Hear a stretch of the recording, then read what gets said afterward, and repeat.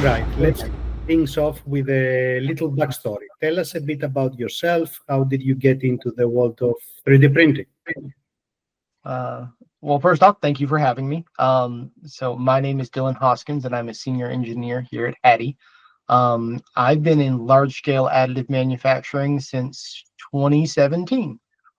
So I started my large-scale additive manufacturing journey working as basically a graduate research assistant at the University of Tennessee with Oak Ridge National Lab. So I was originally doing material characterization on parts that came off of the original BAM. So, what is the rheology of these polymers as they go through, an extruder screw? How do they expand when they heat up? Because much like most of LFAM is still used for, or a lot of it at least is, they wanted to be able to use it to make molds. So, but they didn't have a good way to anticipate how a mold would expand thermally with these complex infill patterns and things like that. So that's what my master's research was on. From there, once I left the University of Tennessee with my master's, I ended up shortly thereafter at Local Motors, where I was a material scientist. So I became familiar with the LSAM, and we were 3D printing the chassis for electric vehicles, and doing some of the, structural, or foundational work on how structural are large-scale additively manufactured parts as an IACME project. And then eventually I found my way over to Haddy, where I have been for right at 3 years. Wow, that's awesome. So was there like a specific moment when yep, this is what I want to do? So I think that additive manufacturing it offers this thing that I really enjoy as an engineer, which is the ability to move really quickly and to have an object in your hands in, not weeks, not months, but, hours to days, depending on the size of your part, of course. And that's something that I always really enjoy being hands-on. And I think that there's, don't get me wrong, I love seeing like small scale printers. I think you can make incredible things, but I really enjoy thinking about the fact that you can construct a massive structure out of this, this process, and it can be done so much faster, and all of it is, well documented in a digital workflow, and being able to bring that to life and then get to see it and touch it. And it's the same for a lot of CNC processes, but there's something that's just a little bit more magical about additive for me than subtractive, and it's typically a little bit cleaner. Yes. But no, just being able to make something, have my hands on an object that I helped design or I sliced, know what went right, what went wrong. It's entrancing. Now,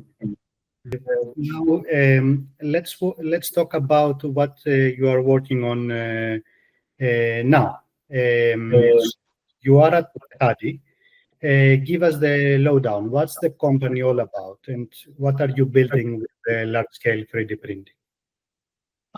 So here at Haddy, we started with, a simpler plan than 3D printing cars at Local Motors, and it is being able to additively manufacture furniture.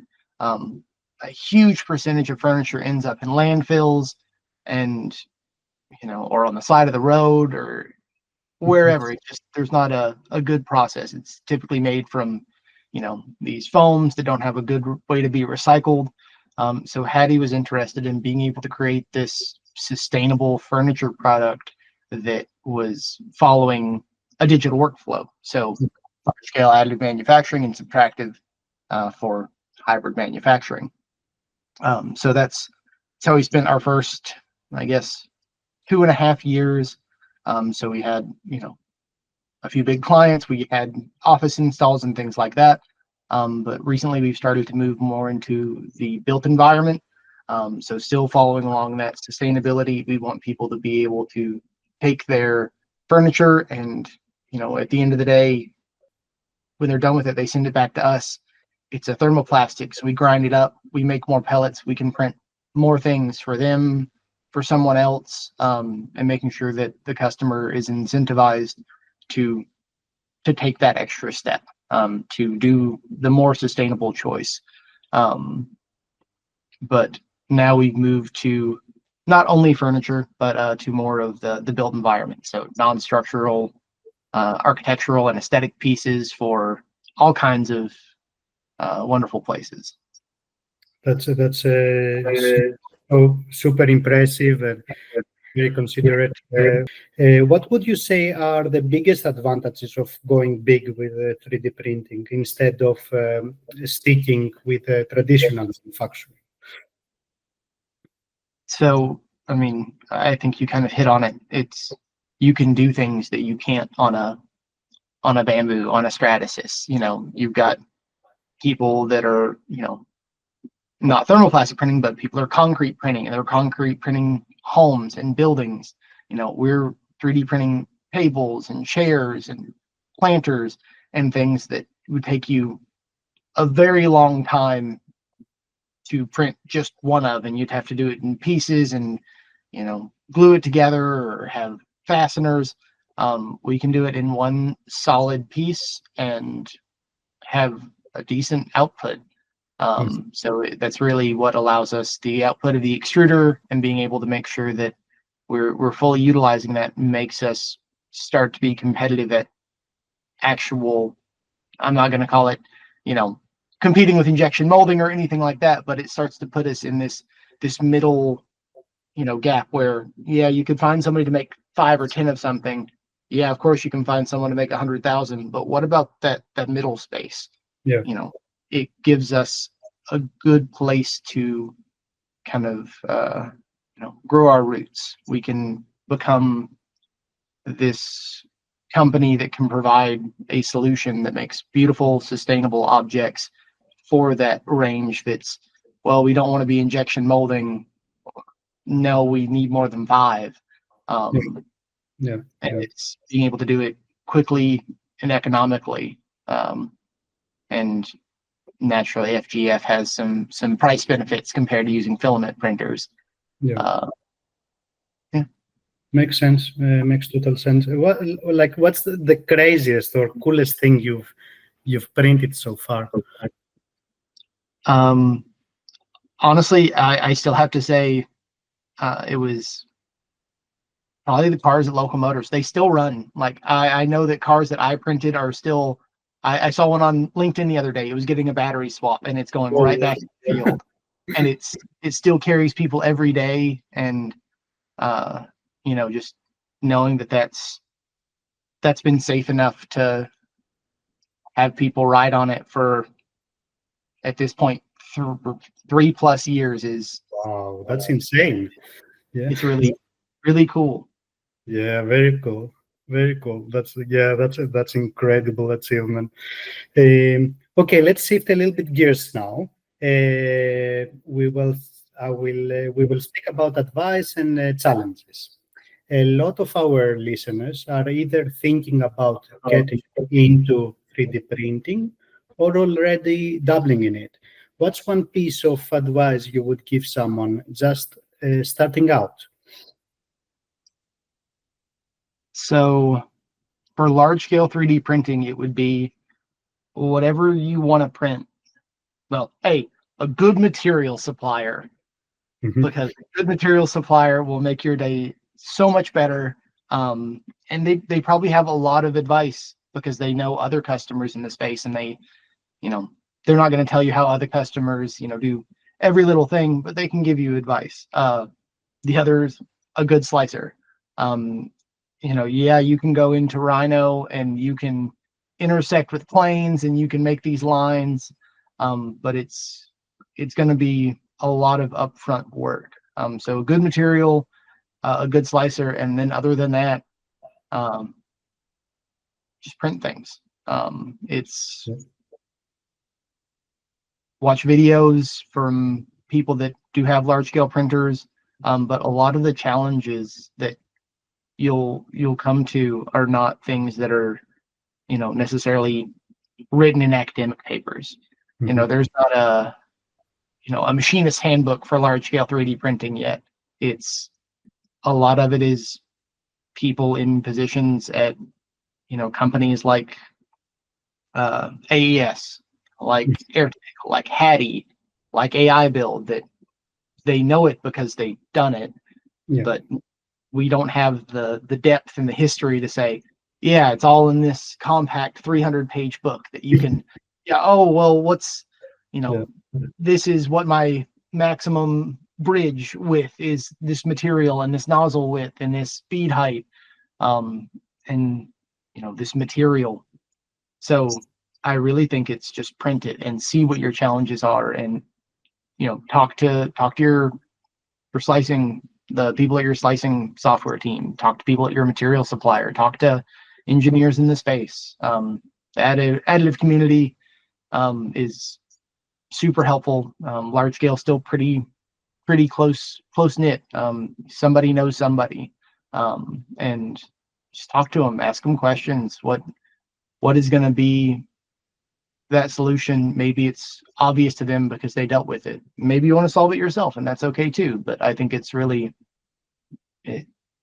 just making sure that you have the right foundation to learn upon. If you have a bad material and you print and you keep wondering what's wrong and you change all your slicer settings, but your material was wet,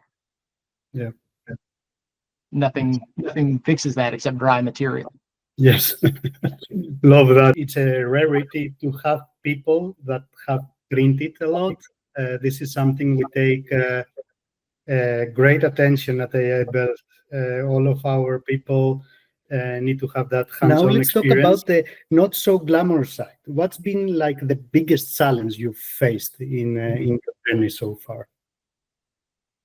So I think that a lot of people talk about design for additive manufacturing, but the design for small scale additive manufacturing is not the same as the design for large scale additive manufacturing. Agreed. And I think unless you know designers or you work with people that are very familiar with the technology and with the workflow, it's lots of times I'll spend more time modifying a design to make it make sense for large scale, and to make an aesthetic piece. If you're going to mill it at the end of the day, you get some leeway. But if you really want a beautiful piece off a printer, knowing where your start stops are going to go, what does your start stop look like? How are you transitioning from one part to the other? What does your bead overlap? What do your corners look like? All of those things that, I can achieve a really small radius on a small scale 3D printer. Maybe not so much on a large 3D printer, and making sure that you really have that workflow nailed down. And then if you're dealing with like some aesthetic pieces, so if you're dealing with meshes and things like that, how do you? I'm not I'm an engineer. I'm not a very artistic person, so whenever it comes to how am I going to manipulate a mesh to make sure that it stays aesthetic as intended and it doesn't just become this blocky subtexture, is tough. And I think that it's finding and understanding what design features or what design constraints need to be applied for large scale additive manufacturing is a tough thing, because again, it varies with material, it varies with printer, it varies with nozzle size, and so kind of finding that understanding with whoever the designer is, or with yourself, and understanding this is what I can achieve with a printer, and maybe I overprint and I mill back, but I think that's still something that's very tough, especially for us, as we'll get people that have these grandiose, like, I want it to look just like this, and it's like, that would be amazing, but we have to make some modifications to make it manufacturable by our process. Mhm. Yeah. I think that's the biggest thing. The Yeah. biggest thing for me. Yeah, yeah, it's a very big problem, and we have solid modeling, we have the polygonal modeling, which is coming from the game industry. Both of them actually have their own challenges. That's real talk. I really enjoy that. Many people think it's all smooth sailing, but the grind is real. And speaking of the industry now, what's thing happening in the 3D printing world right now that has the most exciting? So I think that you've got more people in research and in industry that are doing this, we'll call it more intelligent style of 3D printing, where you've got, you know, some type of monitoring, and you're able to make adjustments, either temperature or speed or extrusion percentage, to make it a little bit of a lighter lift, for whoever's running the printer, or maybe whoever's slicing it. If I can be a little bit more confident in knowing that the printer can handle a little bit of adjustment for my thermals, I don't have to sit there and run a thermal simulation to know that everything is, you know, 1 degree, because the printer is a little bit smarter than it used to be. I think that just the implementation of the in situ monitoring and adjustment, Yes. feedback loop, and then, next steps beyond that is, you know, how can I have an artificial intelligence or some type of, analysis of my code beforehand that says, well, I can make some adjustments and know that it will, end up in a good place, or say, your overhangs are too much based on what we know with this material. Um, Things like that. I really think that this smarter style of 3D printing, and where you get out a whole bunch of useful data. So if you're capturing thermal data the entire time, being able to map that to uh, essentially strength, because that's really what tells us the strength of a large scale 3D printed part, is that temperature at bead deposition for the next layer. And then you can go to a customer and say, hey, not only do I have your part, but I have verification metrics by every time I deposited a bead, it was above this temperature. And I can point to a graph and say, this is what that tensile strength looks like. Mhm. And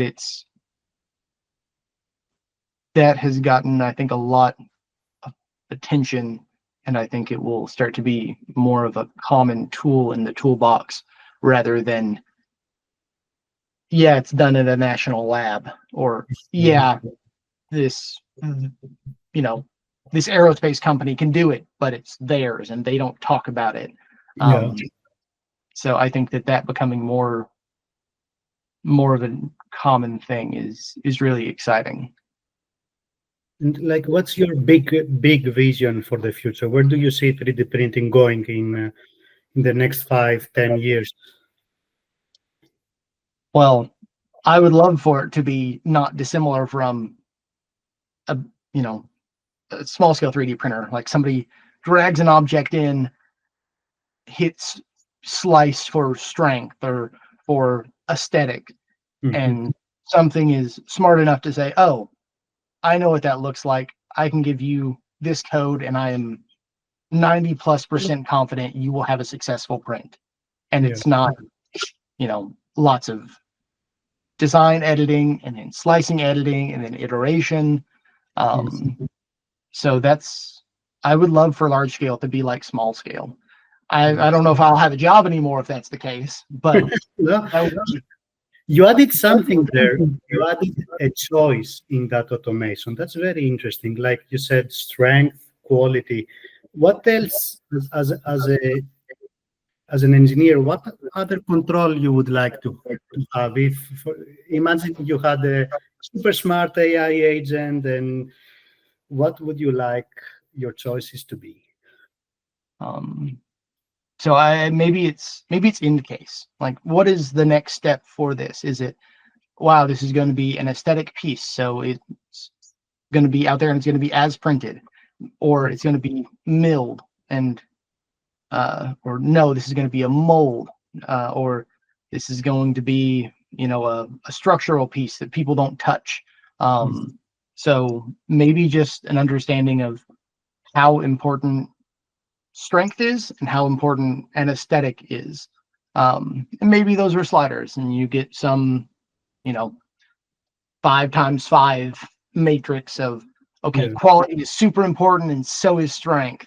And, you know, yes, milling is possible. So it becomes 50 possible combinations. And you pick somewhere on this matrix and you say, I need the highest strength and I need low quality and I'm going to mill it. Okay. It knows what that looks like. And, you know, how do you turn, I guess, what is an engineering requirement into something that an artificial intelligence can understand?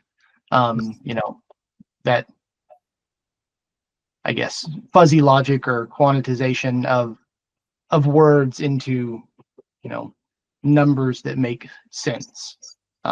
So it can make those decisions. Yeah, I love that perspective. It always comes back to having a lot of data, physical, actual. Now let's dig out on software. So let's talk tools. You are a partner and a customer of ours, and you had the privilege to work with many different CAD, CAM, and slicers. What kind of software do you use in your workflow, and how does it make your life easier? So the beginning of my workflow is for aesthetic things is typically in Rhino. So that's what designers like. Yes. As an engineer, I had never dealt with it before this job, but we like Rhino. So I've started to become a little bit more proficient in it, just making those small edits that I mentioned earlier, to make things work. And then if it's more of an engineering, you know, final part, it's Siemens NX, and then it goes into our slicer. For the most part, we slice in Aibuild. So Aibuild is really nice. It allows me to, you know, I know what a workflow looks like for basically all of these styles of parts at this point, whether it's this engineering part or it's this, you know, hollow quasi-cylindrical model. You know, I know what that process looks like. It's very straightforward for me at this point. I can copy workflow over, plug in my new things, change a couple of parameters, and, you know, I've got a print that I can start. And then after that, we've just actually did our first milling with Aibuild. So we're trying to understand what, you know, how that in our how was that? It was really good. I'm still getting used to it and understanding how, I guess, how to best use it. There are still some really complex things that, like, NX cam is a robotic cam. So, you know, what can I transition out of these really complex softwares that, you know, take a lot of time and getting used to into something that, you know, is a little bit more, I guess, straightforward. You know, I don't need 100 options. I need 5 because I'm just doing this basic thing. Or maybe I do need all of them, and it is an NX cam problem. But understanding where each milling operation currently falls, and then, you know, working with you to understand, well, what are most of our milling operations, and how can we get most of them within Aibuild milling? Yeah. And then after that, it's logistics and things that I couldn't tell you what happens after things get printed and filled. Yeah. So you've been working with Aibuild as a software provider. What's the experience been like for you? I think the experience can be summarized by, while we were first testing our robots, we actually had a meeting with you all and stated one of the things we were really struggling with that made our workflow so much harder. And it was just offsetting a seam back and forth. Yeah, remember that. And I think you all made it a feature within 2 days. It might have been a day. I think that is the best summary. Is you heard my issues, and you fixed them. It wasn't, well, what's the return on investment for this, or it was, no, hey, that makes sense. It's easy to implement. We'll take care of it. And I think it's always been just wonderful communication back and forth between what struggles are we having just in general within additive, and then how is Aibuild working for us? Anytime you all release a new feature or a new subset like milling, and we feel very heard whenever we say, well, this doesn't really make sense to us. Okay, well, let's have a conversation. Or how does this look? How does this work? Or it would be really nice if you all have always been very accommodating and great partners. Just it's never been a one-way conversation. Oh, that's really cool. Thank you. It's very kind, Dylan. Is our privilege. Ultimately, this is how we see it. We spend the time to give that feedback, and that's very important for us. Compared to other platforms, what you think makes Aibuild stand out? I think Aibuild is the most mature from especially thermoplastic LFAM. I think that they've had the time to work out, bugs in software, to listen to customers, to understand what does a customer currently need, or most customers. Every customer is different, but what can you offer to your standard customer that gets them 90% of the way there? And I think that Aibuild has had the most focused time, especially compared to some of the larger people that have robotic additive software. I also think that softwares that were built intended as a slicer, not, well, slicing's kind of like milling, we'll just do it backwards. I think that's the big advantage, is just, time under tension. You guys have been in the field, you've been working with robots, you know the struggles. And you were always focused on additive.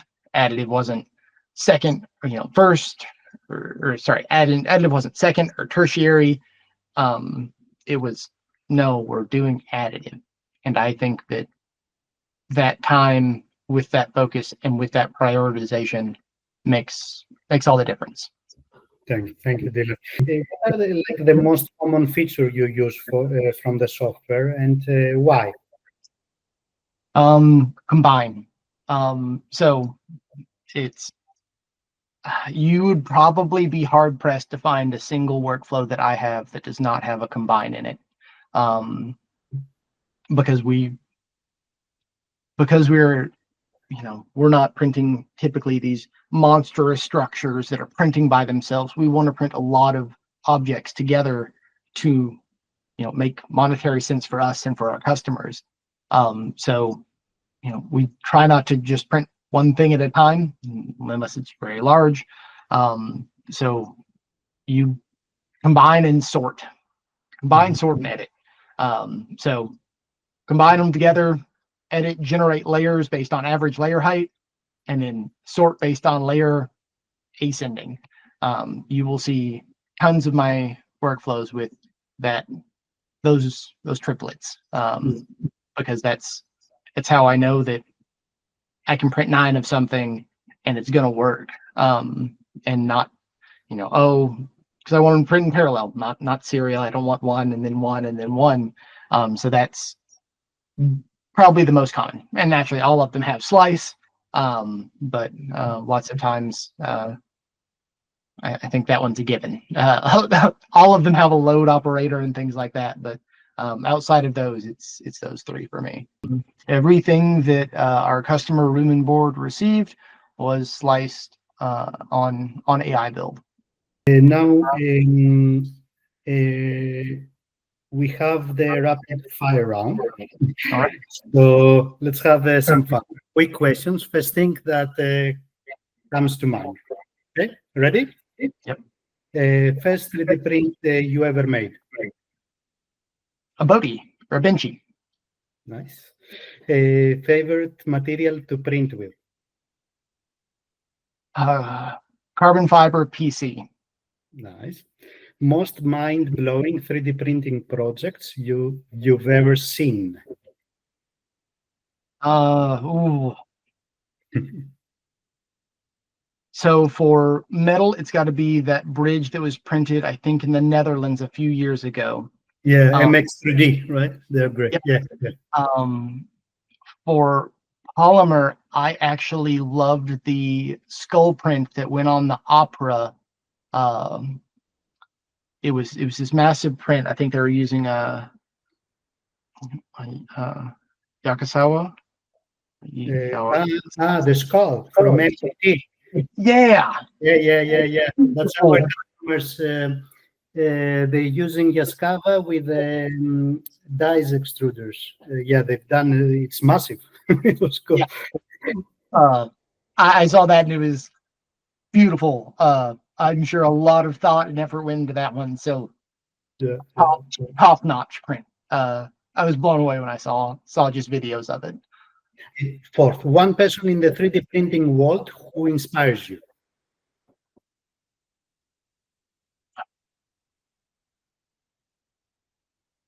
That's a tough one.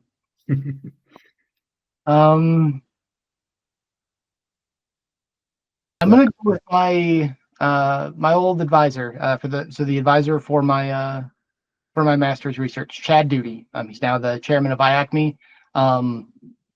Always supportive, and he just really wanted the foundational knowledge in large scale additive to grow. So I'm gonna go with Dr. Chad Duty. Wonderful. What's your go-to tool you can't live without? I have a tiny pin screwdriver that I carry in my wallet at all times. And I couldn't tell you the last time that I went somewhere and I did not have this pin that's got metric and imperial measurements. Wow. And a small Phillips head and flathead screwdriver. That's very interesting. Send me a link later. I'm interested to that. The best career advice you've ever received? About 3D printing or in general? In general. Life is the special occasion. So it's, saving that coffee for a special occasion. Today is special. The fact that we're here on this earth at this time having this conversation, it's a special occasion. This exact moment will never happen again. It's every little thing is special, and taking the time to remember that. That's great advice, Dylan. Thank you. If you weren't in 3D printing, what would you be doing?